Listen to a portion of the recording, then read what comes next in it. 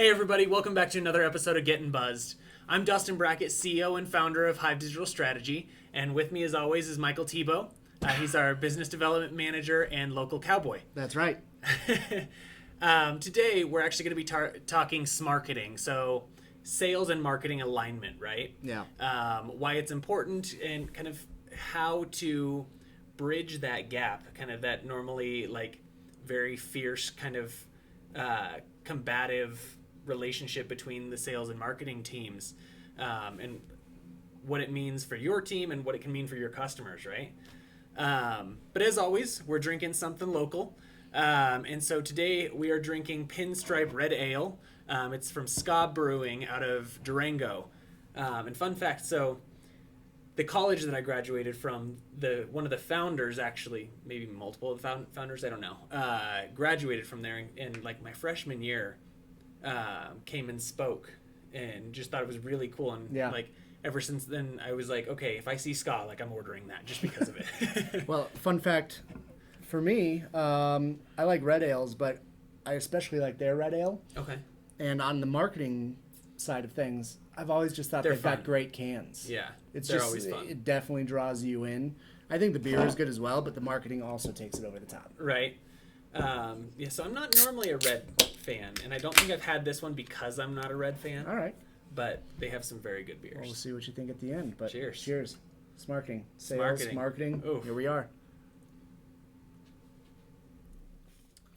So today, we're kind of, Michael's going to kind of lead this conversation as far as like, where we've kind of come from. Like let's talk a little bit about like what your experience has been previously. Like I've always been on the marketing side, right? You've always been on that sales side. And, right. Typically we're playing for different teams. We're thinking differently. We're worried about different things. And we're kind of pointing fingers at each other, right? Like you're pointing at me saying, I need more leads. I need better leads. And I'm pointing at you saying, why don't you freaking close the leads that I sent you? Right. So kind of what's been your experience in this kind of sales versus marketing kind of world?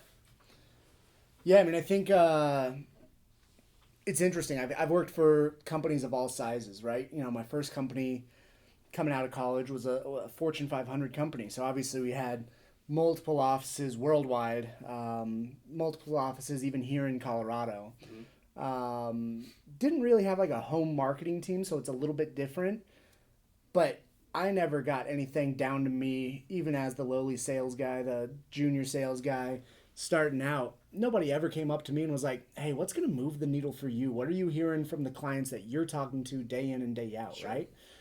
So obviously, I'm not expecting HQ to call the junior sales guy in Denver and be like, hey, what do you need? But seriously, it's those things that like even my director and the VP and, sure. The people that are overseeing the state and the region and stuff like that, like those things were never really talked to me, expressed to me. And really all it ever was production. You got to be the guy that's hitting the phone, hitting the road, knocking on doors, right. Talking to as many people as possible. And if you're doing those things, you're going to make it. And I think that's a part of sales for sure. But at the same time, like, you got to be efficient and effective and have the best tools. And when you're going door to door, you're going sending emails or sending videos or whatever it might be, isn't it nice to have some good marketing in there as well, something that you're going to use? And so at the high level of a Fortune 500, never had that. And then at, like a 10-person company as well, where we do have one marketing person. And I've worked at a 50-person company where we had a marketing team and a sales team. And it just never felt like there was cohesiveness. Like it felt like the marketing creatives are creating what they want to create, creating the fun part. That's how their brain works. They want to create fun stuff that's going to be innovative and cool and look great and stuff like that. And at the same time on the sales side, if it doesn't move the needle for us, if I'm not drawn to it, I'm not going to go use it. Right. Well, and I think that's always been kind of the line, right? Is marketing, the way that the marketing people feel like they have to prove their worth is by coming up with something, so out of the box and so innovative and we have to be remembered for this. Right. And the salespeople are over there like, I just want to close a sale. Right. Right. And I like, you guys are over there like, okay, I gotta hit the phones. I gotta, it was all a numbers game. Totally. And but it never aligned, right? Like we want to spend marketing's like we want to spend a ton of time, develop this super comprehensive like marketing plan. It's going to be gorgeous, and people are going to be talking about us, and but sales just, they need stuff now. Mm-hmm. They need to be able to put things in front of their prospects, right, that is going to help them close it, right. And you don't put a television commercial in front of a prospect and say, hey, here's why you should buy from us. Yeah. Yeah. Well, and I think it's one of those things that I was never even trained that they went hand in hand until I started working for a marketing agency as a sales guy. Mm-hmm. I never even thought to go to the marketing team, or, I never thought, man, sales are dipping right now. What could be different? I'm not getting enough leads. It's because I'm doing something wrong. And sure, there's probably part of that in like, sounds right. Yeah, in that, but at the same time, it's like, well, we've really slowed down on our social media, or we've slowed down on our blog posting, or whatever it might be, mm-hmm. and that's cutting back on some of those leads as well. So it's often, hey, sales are down. It's the sales guy. It's the sales team. It's because they're not hitting their numbers. But there's so much correlation between the two. And I had never thought about that until here. Well, and I think there's also the other side, though, right? Like, for those sales guys that aren't necessarily, or sales girls, sorry. Salespeople. Salespeople, those people that are just relying on, like, marketing's just going to flood us with leads. I don't need to hit the phones. Right. I don't, and when that starts to slow down, then they're like, well, what the hell do I do now? Yeah. Like, where's my marketing at? Right. Yeah.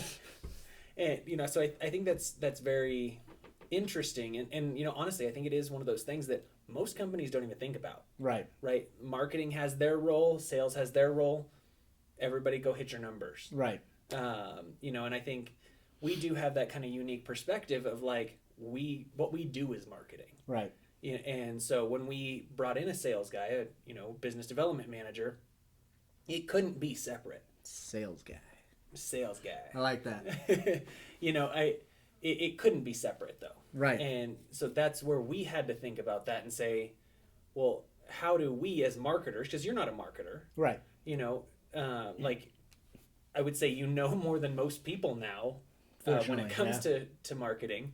But I think just we think different, right? And so bringing a business development manager in, sales guy, I think that you had to be ingrained in that. Yeah. And we had to be thinking about like, how do we arm you right with the right material? Not right. just, hey, we're going to pump out a bunch of blog posts. Hey, we're going to make a white paper. We're going to, play on social media. Like we had to actually be strategic about it and say, hey, not only do we need to have great marketing, because that's what we do. And if our marketing sucks, like, why would you ever hire us? Right. But at the same time, like, how do we create great marketing that supports sales? Right. Yeah, and I mean, I think it's more than just like, how do we support you, but it's also the sales guy, the salesperson, the sales gal, whatever we want to call it, the sales team, let's just say, giving that feedback. I mean, marketing is hopefully looking at some of the analytics of like, all right, these are the pieces that are converting. These are the things that are drawing people in. We're doing really well here. We're not doing well here. So we're going to continue to like really create things that are working and follow that kind of trend. But at the same time, like if you're out there talking to customers and it's like, hey, what really sold me was this point on the website, or these little things that maybe you don't hear in the data and analytics that comes from that personal touch, that personal communication. If you're not giving that back to your marketing team, you can't expect them to change, to know these things and stuff like that. And yeah, I mean, as a salesperson, like you're constantly talking to people. Yeah. Right. I would say most salespeople are spending most of their day on the phone. Right. Or in person or whatever, talking to someone. Sure. And like those questions come up. And when those questions are coming up, like for, what is the old like statistic of like, for every one person that asks a question, like 12 others have the same question but didn't ask. Right. So like, I think it's one of those things that salespeople get asked those questions, but marketers don't get them. Totally. And so if there isn't that kind of communication back and forth, how does marketing know what to produce? Right. Well, I think even to that degree, like marketing and data and analytics, any business, whether you're a one-person startup right now or you're a Fortune 500, there is so much data and so much analytics that it's almost impossible to take a look at all of it, to take into account what is working and what isn't on a day-to-day, to go with the kind of changes and the flows that'll happen, whether it be seasonally or annually or weekly.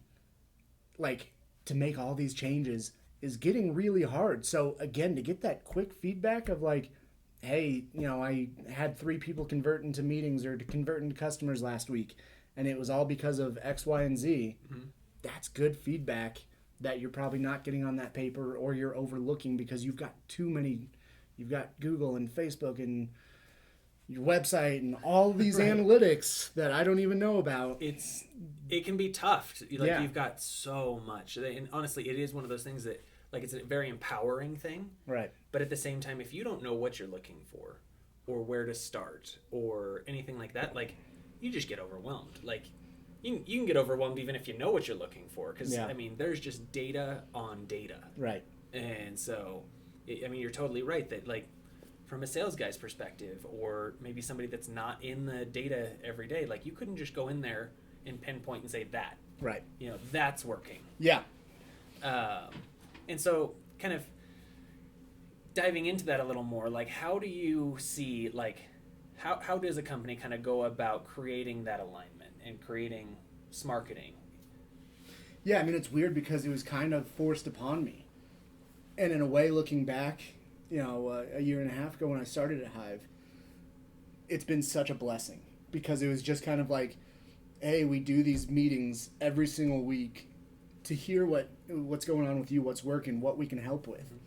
And fortunately, as a marketing company, like, that's what we're focused on, is great marketing.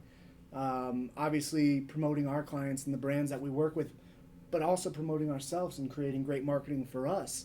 But being able to have a say in that, one, is empowering, just to have that constant communication. But I think it's building the relationships with people around the office, being able to come to whoever on your team and say, hey, I need something, or hey, I've been getting this kind of feedback, or hey, I just got off a cool phone call who I know you weren't on it, but this is what I heard. Do you think we can create something like that within the next week, the next month, for next quarter, whatever it might be?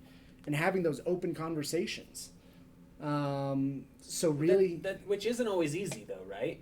Like, especially in a big set. Like, right. 10-person company, we weren't doing it at my previous job. It doesn't mean other 10-person companies aren't. But we weren't having those open conversations. And especially at, like, a larger company where it's maybe a marketing team of 10, 50 people. Right. Sales team of 200 or something. Like, you don't think to go partner up with it. It's hard enough to know the 200 sales guys that you're working, sales people that you're working with. Right. But I mean, I think those conversations have to happen, right? Like, in order to make those 200 salespeople or that one salesperson successful, right, they have to have the tools to do it. And it like, you're going to close I think if you have a good product, service, whatever, you're going to close deals. Right. But what's going to separate you from the competitors is actually being armed with being able to answer those questions when they're asked. Right. And not give some generic answer or give some, like, I'll find out. Yeah. And I think that really having those conversations, which are probably going to be a little bit awkward at first. Yeah. I know when we kind of started our all hands, like, kind of threw you into that with, all marketers. Right. And just kind of speaking a different language. And I remember kind of seeing your eyes glaze over a little bit of, like, why do I care what's going on with XYZ company? Like, I'm not executing on any of this. I've got people to talk to. Yeah, I've got to go hit the phones. Why are we doing this? I could be spending time on the phone. Sure, right. But it has kind of evolved into that, like, good give and take of like, hey, Michael, what do you need? Hey, marketing side, here's what I'm hearing. Because, like, all of our goals, marketing's goal is actually sales, right? Yeah. And so if we're kind of all working together and understanding each other and understanding what our prospects want, because that's who everything's for. That's who our sales messaging is for. That's who our marketing messaging is for. That's who all the creative's for. Right. Like, if we all understand that and kind of check the egos, which I think is the hardest part. Yeah. Like, every sales guy thinks that they can sell ice to an Eskimo. Right. Every marketer thinks that they're going to come up with the next brilliant, campaign. Right. And so I think I think the disalignment is all ego-based. Right. Yeah, I agree. And I think one of the really great parts about it is, like, when you have, I think in any job, whether you're an engineer, whether you're a doctor, whether you're a salesperson, whether you're a marketing person, like, you kind of get in a rut. You kind of get in these, like, all right, I'm going to do the same thing over and over because it was working, or it worked the first time, so it's got to work 6 months later Right. or a year later. And so, like, as a salesperson, to be like, man, I'm really struggling to get some leads these last week or something, or, man, I can't get anybody to set a meeting up with me, or whatever it is. It's always great because marketing people and salespeople really have the same end goal versus like a designer developer for us. They're creating something great. They're creating a new website, but they're not really trying to draw more people in or anything like that. But so it's great to be like, well, have you tried this? I saw this on LinkedIn, or I did this. And like, we're all kind of in the same world, but on two different sides. And so you get some great ideas from other people when it's like, all right, well, I'm a sales guy, so if I talk to my other sales friends, they're going to tell me, you just got to hit the phones. You got to do this. Right. And to get that like creative idea of like, well, have you tried sending video emails or something like that? It's like, no. And it's like, yeah, I just saw it in a LinkedIn post. I'll send it to you. And they send it. And then it's like, wow, that's a great idea. Why don't I try that? Or vice versa from the sales to the marketing person. Well, and I think that that's the case with like any team, right? You get too many people that think the same way. Right. And then no new ideas come. Exactly. But so how does somebody, like, maybe there's probably a marketing person, salesperson, whatever, kind of watching this and is like, that's probably something that we need to be thinking about. Yeah. How do they kind of go about starting that conversation or starting to get an alignment? I would first show them this podcast. No, I wouldn't. The finger guns will sell it at the beginning. Yeah, that's probably it. That awkward guy on the right side of the screen. No, I mean, I think it's easy just to go to the office, the cubicle, the water cooler, whatever it is, and just kind of talk about like, hey, I'd like to kind of align what we're doing. I've got some ideas as far as some things, or I got some feedback from some clients last week, and I don't know who to tell it to, so like just kind of spew it. But I don't know. I mean, it's just starting that conversation naturally. I don't have kind of a blanket statement on this is what you should do. For us, it was, hey, once a week, let's sit down, let's plan exactly what needs to be made, what's going to move the sales team forward, what's going to draw more people in. Obviously, you guys already have some strategy and content and stuff like that, but at least, again, empowering that team, the sales team, and hearing them out. And then the sales team has exactly what they're looking for and is going to use that and going to run with it. And the marketing team doesn't feel like, we just wasted our time, wasted our dollars, wasted. Well, and I think from a marketing perspective, like really taking a look at your current content, right? Like understanding, I would say most businesses actually only produce content for the bottom of the funnel.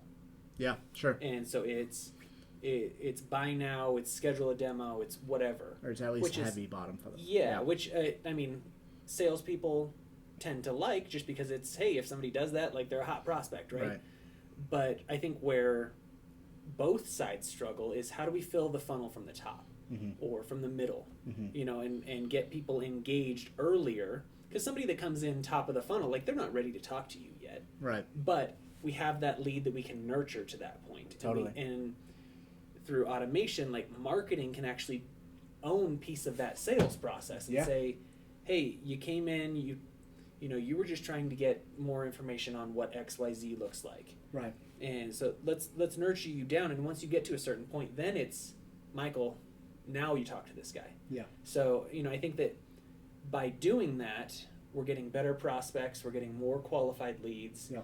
And we're essentially pushing people to you at the right time as opposed to every time. Right. Right. And so I think that really kind of understanding where your content lives and evaluating, is this an awareness level, is this a consideration level, or is this a decision level kind of piece of content, and that it's all content, right? Right. Like down to social media posts. Yeah. Like your high value content, your downloadable stuff, white papers, ebooks, checklists, infographics, things like that. Like those live somewhere. Right.